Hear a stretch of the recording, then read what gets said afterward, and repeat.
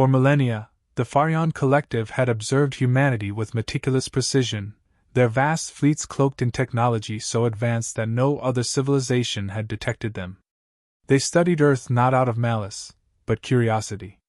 Humanity was an anomaly in the galaxy, a species of boundless creativity and reckless chaos.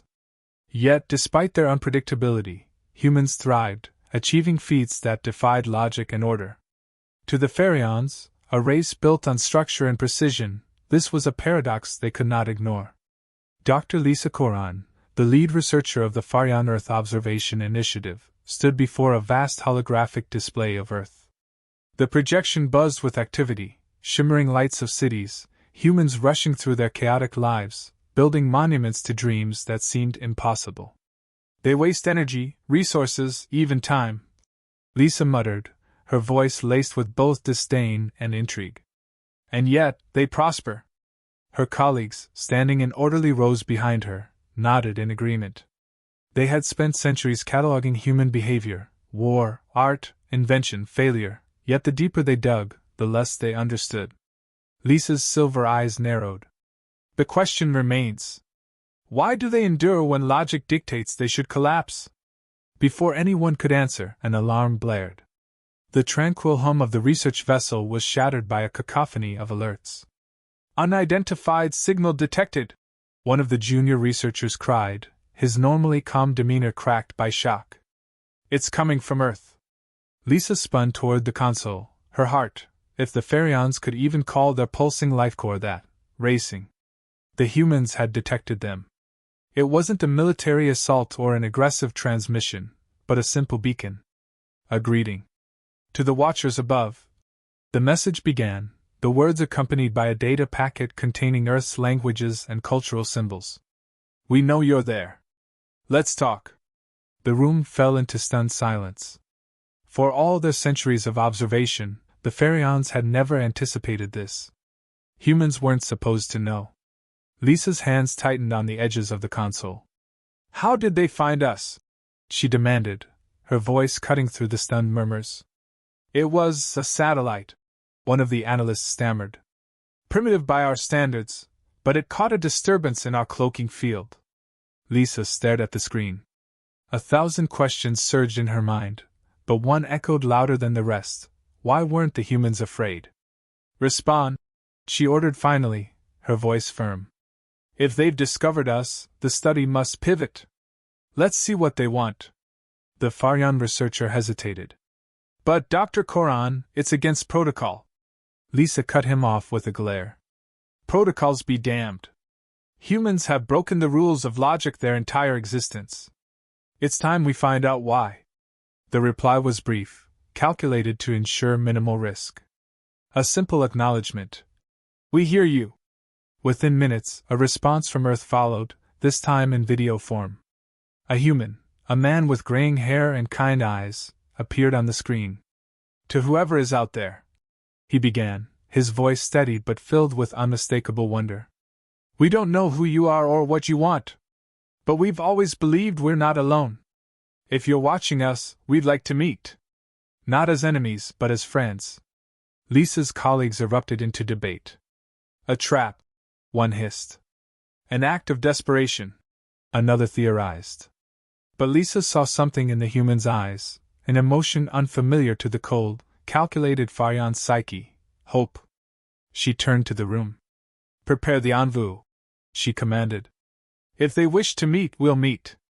As the ship's engines hummed to life and its cloaking systems disengaged, Lisa couldn't shake the nagging thought that this was the beginning of something far greater than mere observation. For the first time in millennia, the Farions were about to step into the chaos they had so long studied, and Lisa was determined to find out what secrets humanity was hiding. The Farion vessel emerged from its cloaked veil above Earth, a shimmering silhouette against the pale blue planet. The humans, defying all odds, had somehow pinpointed the exact location of their watchers. As the ship descended, a field of light enveloped it, creating a spectacle that dazzled the human observers below. Lisa Coran watched through the viewport, her thoughts racing. Humans weren't cowering in fear or retreating into paranoia. They were gathering in eager crowds, faces turned skyward with awe and curiosity. This is irrational, muttered Vel-Erix, the ship's chief protocol officer, pacing behind her. They should be preparing defenses, not welcoming us like an interstellar parade. That's exactly why we're here, Lisa replied, her voice calm but resolute. Their unpredictability is their most compelling trait. If we can understand it, we can understand them. As the ship landed gently in a designated clearing near Earth's capital, a delegation awaited. Unlike the rigid, orderly emissaries the Pharians were accustomed to encountering, the humans were a motley crew of politicians, scientists, and cultural ambassadors. Some wore formal suits, others carried equipment for scanning and recording. A young woman with vibrant, unkempt hair stood out, clutching what appeared to be a coffee mug. Lisa found the scene both baffling and oddly endearing. The Pharians, clad in their sleek silver armor, descended the ramp in perfect synchronization. Lisa led the group, her tall, luminescent figure exuding an air of command. Silence fell over the humans as the two groups faced each other for the first time. "Welcome to Earth," said the gray-haired man who had first sent the transmission. He stepped forward, offering a handshake, a gesture Lisa had seen countless times in their archives. After a brief pause, she mirrored the action, her elongated fingers curling around his. The man smiled warmly.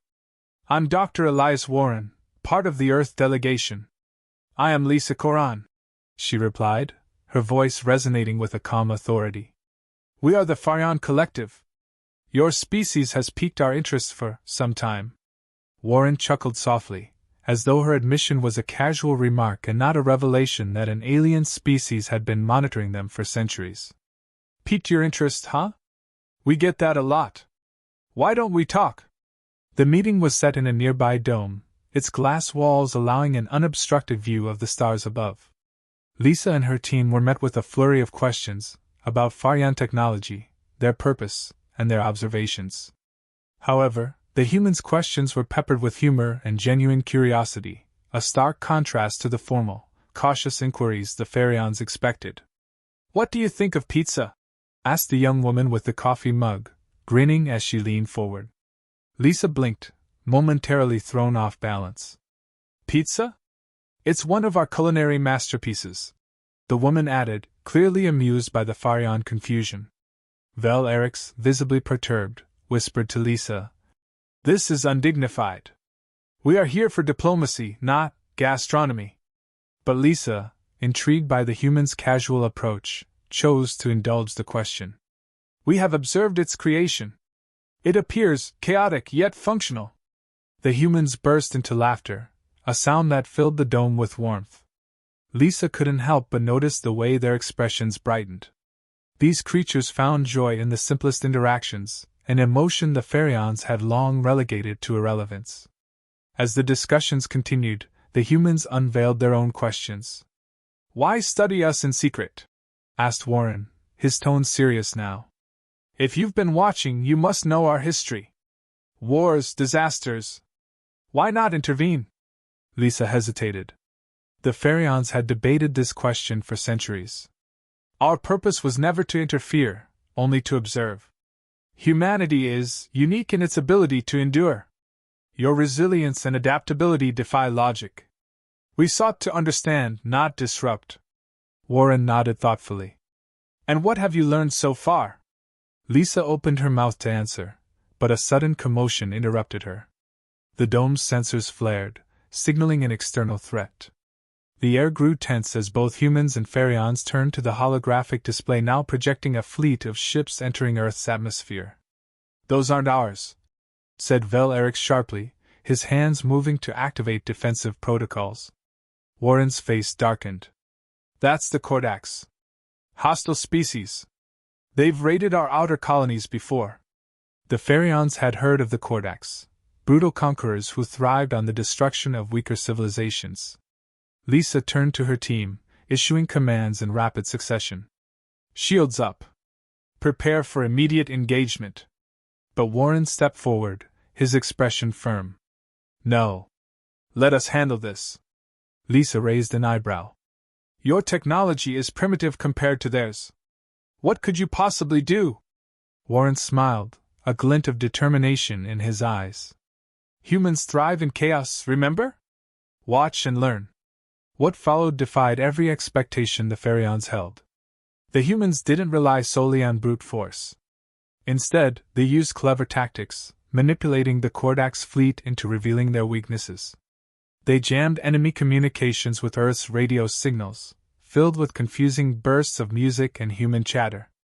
As the invaders scrambled to regroup, human ships launched a coordinated counterattack, exploiting the disarray they had created. Lisa observed in awe. The humans didn't fight with the cold efficiency of the Pharians. They fought with ingenuity, passion, and an unrelenting refusal to back down. In that moment, Lisa began to see humanity not as a chaotic anomaly, but as a force to be reckoned with. When the battle ended and the Kordaks retreated, Warren turned to Lisa, his expression triumphant. "So," he said, "learn anything new?" For the first time, Lisa allowed herself a smile. "Yes. More than I ever expected." The Pharian crew remained aboard their ship, processing the events they had just witnessed. The human counterattack against the Kordaks had been nothing short of extraordinary. It wasn't just their adaptability that struck Lisa Koran, it was the way their actions were infused with raw determination, creativity, and an unwavering sense of unity. For a species so often described in Pharian reports as chaotic, humans had demonstrated a surprising form of organized brilliance. Vel-Erix paced the command room, his movements erratic. "Their methods are baffling. They jammed the Kordak systems with nonsensical transmissions, what do they call it? Music? And then launched attacks using their rudimentary technology. It defies logic." Lisa, seated at the helm, tilted her head in thought. Perhaps logic isn't the sole path to survival. Humanity's chaos seems to be its greatest weapon. Just as the team was dissecting the battle, a communication ping resonated through the room. The humans had invited Lisa and her crew back to the surface to discuss the events. With a mix of curiosity and obligation, she agreed. They landed at the same dome, now bustling with human engineers and strategists, analyzing the Kordak's retreat. Dr. Elias Warren greeted them at the entrance, his expression a blend of weariness and triumph. "You're back. I wasn't sure if you'd want to see us after that display." Lisa gestured to the humans, moving purposefully around them. "You've given us much to consider. But now I must ask, how does a species like yours, driven by such unorthodox methods, survive against a force as ruthless as the Kordaks?" Warren smirked, gesturing for her to follow him. "I'll show you." They entered a war room where holographic displays flickered with simulations of the Kordak's fleet's movements. Lisa noticed that alongside tactical data were colorful charts labeled with words like Creativity Index and Emotional Response Metrics. She frowned. "You factor emotion into your battle strategies?" A young officer turned from his console, a proud grin on his face. "Absolutely. The Kordaks fight with precision and brute strength, but they're predictable. Humans? We're a little messy. They can't anticipate what we'll do next, and that gives us the upper hand." Vel-Erix scoffed. "You're saying your unpredictability is a deliberate strategy?" "Not deliberate," Warren corrected, leaning against the console. "Instinctual. Humans thrive under pressure. We innovate, we adapt, and yes, sometimes we make mistakes. But those mistakes lead to breakthroughs no one else would consider." As if to prove his point, a technician burst into the room, holding a tablet. "Dr. Warren, we've reanalyzed the Kordak's retreat pattern. They left behind a cluster of ships in orbit, likely a decoy to cover their escape." Lisa's eyes widened. "A decoy? If they've left behind vessels, they could still pose a threat." Warren nodded grimly. "That's why we've been working on something unconventional." He turned to a nearby table, where a collection of strange devices rested. One looked like a standard missile but was fitted with what appeared to be speakers. "What are those?" Lisa asked, her tone skeptical. "Disruptors," Warren explained. "We're taking their tactics and flipping them. The Kordaks are a rigid species, they rely on strict patterns. We're going to overload their systems with unpredictability, visuals, sounds, even random code transmissions." Vel crossed his arms, his skepticism clear. You're going to attack them with noise. Not just noise, the officer from before interjected. Human ingenuity. It's not about destruction, it's about dismantling their perception of control. Lisa studied the device. The idea seemed absurd, yet everything she had seen so far suggested that this chaos-driven approach might work. How can we assist? She asked, her voice firm. Warren grinned. Glad you asked? Hours later, the Pharion crew found themselves working alongside human engineers. The collaboration was unprecedented. Lisa observed the humans' dynamic problem-solving skills, shouting ideas across the room, debating fiercely, and then laughing as they reached consensus. It was a stark contrast to the Pharion's methodical approach. By the time the disruptors were ready, a plan had formed. The decoy ships orbiting Earth would be neutralized using a combination of human ingenuity and Pharion precision. The humans would deploy the disruptors, while the Pharions provided advanced targeting data to ensure the devices hit their marks. As the combined fleet launched into space, the tension was palpable. Lisa stood on the bridge of her ship, her gaze fixed on the Kordax vessels ahead. Are we ready? She asked. Warren's voice crackled over the comms. Ready as we'll ever be. Let's see if chaos beats precision. The first disruptor launched, hurtling toward the Kordax decoy fleet. When it detonated, the effect was instantaneous. The Kordax ships faltered, their systems overwhelmed by the barrage of sound and visual interference. Holographic projections of human laughter and surreal animations filled their monitors, rendering their command systems useless. The Pharions watched in astonishment as the Kordax ships began colliding with one another, their formations unraveling. It's working, Vel-Erix murmured, disbelief evident in his tone. But the victory wasn't without its challenges. One Kordax ship broke free from the disruption field and turned its weapons toward Earth. Before anyone could react, a human fighter craft, piloted by the young officer Lisa had met earlier, charged directly at the ship. What is he doing? Lisa exclaimed. He's improvising, Warren said over the comms, his voice heavy with pride.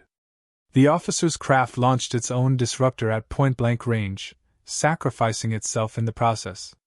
The Kordax ship erupted in a burst of light, neutralized before it could cause harm. As silence fell over the battlefield, a mix of relief and awe washed over Lisa. The Kordax threat had been eliminated, not through brute force, but through the relentless ingenuity and courage of the humans.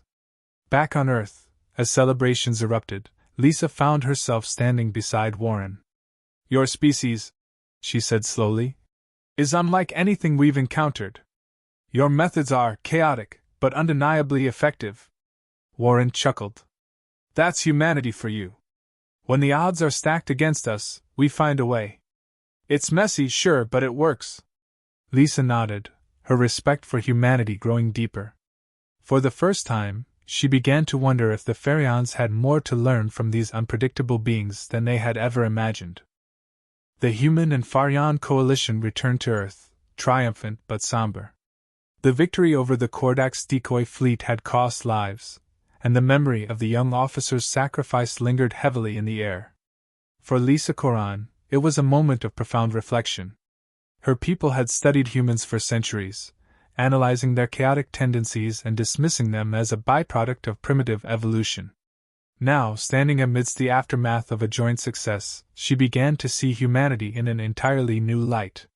The celebration at the Earth Hub was raucous and heartfelt, a stark contrast to the measured, quiet acknowledgments typical of Pharion culture. Humans hugged, laughed, and cried openly, unashamed of their emotions. Lisa watched the scene from a distance, her thoughts a whirlwind. Warren approached, 2 glasses in hand. Not much of a party person, huh? He said, handing her a glass of something fizzy and golden. She accepted it hesitantly, sniffing the liquid. Our celebrations are more subdued, she admitted. But I can see how this helps your people process what happened. Warren grinned. It's catharsis. We mourn, we rejoice, and then we move forward. It's messy, but it's human. Lisa sipped the drink, finding its sweetness surprisingly pleasant. Your species is far more complex than I gave it credit for. The Pharians have long believed we were the pinnacle of civilized evolution. But after witnessing your resilience, your ingenuity, I think we've been arrogant." Warren raised his glass. "We've all got things to learn from each other. That's what makes these partnerships worthwhile." Their conversation was interrupted by a sudden, high-pitched alert. Screens throughout the hub flickered to life, displaying a message from the Galactic Council. The Council, shaken by the humans' unexpected success, was convening an emergency session. Warren frowned. This can't be good. The Council chambers were vast and imposing, with representatives from dozens of species seated in tiers around a central platform. The humans, led by Warren and accompanied by Lisa, stood at the center, under the scrutiny of the galaxy's most powerful beings. A towering representative of the Codex addressed the assembly, its voice a low, guttural growl. "The humans' actions are reckless and destabilizing. They are a danger to galactic peace." Lisa stepped forward before Warren could respond. "With respect, the Codex initiated the conflict. The humans merely defended themselves with the means available to them." The Codex representative sneered. "And in doing so, they've introduced chaos into an already delicate balance. Their methods are unpredictable." Warren stepped in, his voice calm but firm. "Unpredictability isn't a flaw, it's a strength. Humanity's ability to adapt and innovate in the face of adversity is what allowed us to survive your attack. If the Council can't see the value in that, then perhaps the problem lies with the Council, not with us." A murmur spread through the chamber. Lisa glanced at Warren, impressed by his boldness. The Codex representative bristled but said nothing, its silence a small victory in itself. Another Council member, a translucent being from the Sci-Fi species, spoke up. "While the humans' methods are unconventional, their success against the Codex is undeniable. Perhaps it is time we reevaluate their role in the galactic order." The debate raged on, with arguments flying back and forth.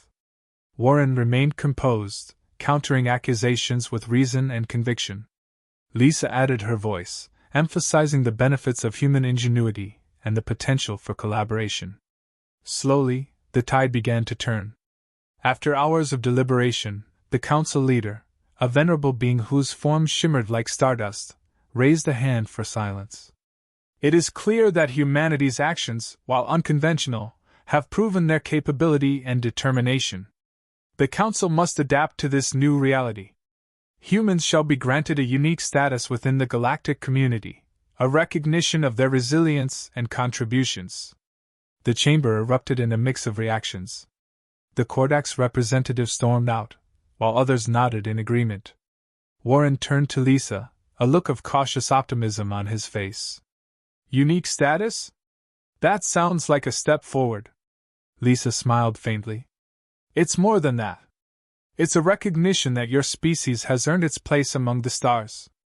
Back on Earth, the announcement of humanity's new status sparked a wave of celebration. For the first time, humans were no longer viewed as outliers or anomalies.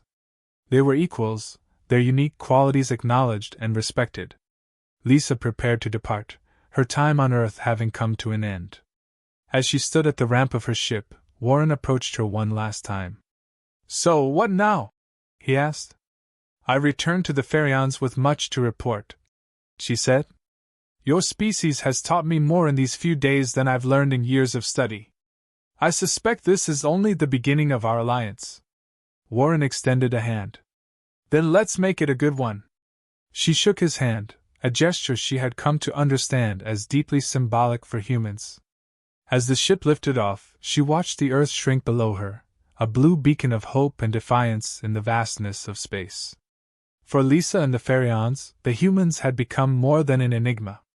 They were a force of nature, a testament to the power of adaptability and resilience.